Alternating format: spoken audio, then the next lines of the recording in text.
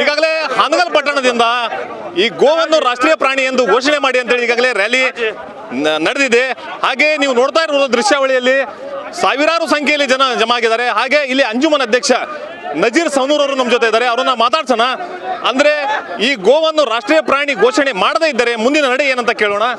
Sir, ಈಗ ನೀವು ಗೋವನ್ನು ರಾಷ್ಟ್ರೀಯ ಪ್ರಾಣಿ ಎಂದು ಘೋಷಣೆ ಮಾಡಿ ಅಂತೇಳಿ ಏನು ರ್ಯಾಲಿ ನಡೆಸ್ತಾ ಇದ್ದೀರಾ? ಮುಂದೊಂದಿನ ವೇಳೆ ಘೋಷಣೆ ಮಾಡದೇ ಇದ್ದರೆ ಮುಂದಿನ ಹೋರಾಟ ಏನೇ ನಿಮ್ದು ಅಂತ?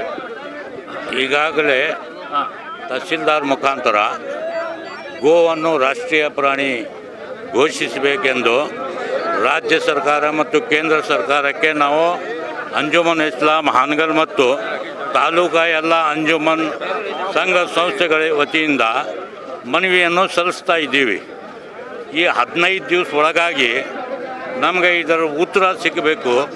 ಅದರಾಗ ನಾವು ಕಾಣಿಸಿದ್ದಿದೆ. ಸರ್ಕಾರ ಇದಕ್ಕೆ ಅತಿ ತುರ್ತಾಗಿ ಕೇಂದ್ರ ಸರ್ಕಾರಕ್ಕೆ ಕಳಿಸಿ ಇದು ರಾಷ್ಟ್ರೀಯ ಪ್ರಾಣಿ ಎಂದು ಘೋಷಿಸಬೇಕು. ಇಲ್ಲ ಘೋಷಿಸಲಿಲ್ಲ ಅಂದರೆ 15 ದಿವಸ ನಂತರ ನಾವು ಹಾವೇರಿ ಜಿಲ್ಲೆಯಾದಂಥ ಜಿಲ್ಲಾಧಿಕಾರಿ ಕಾರ್ಯಾಲಯಕ್ಕೆ ಹೋಗಿ ಅಲ್ಲೇ ಒಂದು ಮನವಿ ಸಲ್ಲಿಸ್ತೀವಿ. ಅಲ್ಲೇ ಒಂದು ಗುಡುಗು ಕೊಡ್ತೀವಿ. ಮತ್ತು ಅಲ್ಲೇನೂ ಆಗಲಿಲ್ಲ ಅಂತ ಹೇಳಿದರೆ ನಾವು ಹಾವೇರಿ ಜಿಲ್ಲಾಲಿಂದ ವಿಧಾನಸಭೆ ಚಲೋ ಅಂಥೇಳಿ ಒಂದು ಮೌನ ಮೆರವಣಿಗೆ ವಿಧಾನಸಭೆಗೆ ಪಾದಯಾತ್ರೆ ಮುಖಾಂತರ ನಮ್ಮ ಮನವಿಯನ್ನು ಸ್ವೀಕರಿಸಬೇಕು.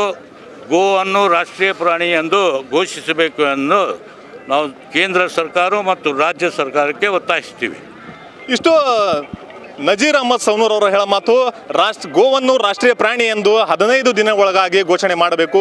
ಮಾಡದೇ ಇದ್ದರೆ ನಾವು ಜಿಲ್ಲಾ ಮಟ್ಟದಲ್ಲಿ ಎಲ್ಲ ತಾಲೂಕಿನ ಅಂಜುಮನ್ ಸಂಸ್ಥೆ ಕಮಿಟಿಯವರು ಮತ್ತು ಸದಸ್ಯರು ಮತ್ತು ಮುಸ್ಲಿಂ ಬಾಂಧವರು ಸೇರಿ ಜಿಲ್ಲಾ ಮಟ್ಟದಲ್ಲಿ ಹೋರಾಟ ಮಾಡ್ತೇವೆ. ಜಿಲ್ಲಾ ಮಟ್ಟದಲ್ಲೂ ನಮಗೇನಾದರೂ ಅಲ್ಲಿ ಸಿಗಲಿಲ್ಲ ಅಂತ ಹೇಳಿದರೆ ರಾಜ್ಯ ಮಟ್ಟದಲ್ಲೂ ಕೂಡ ನಾವು ಹೋರಾಟ ಮಾಡ್ತೇವೆ ಅಂತ ಹೇಳ್ತಾರೆ. ಇರ್ಫಾನ್, ಕರ್ನಾಟಕ ಟಿವಿ, ಹಾವೇರಿ.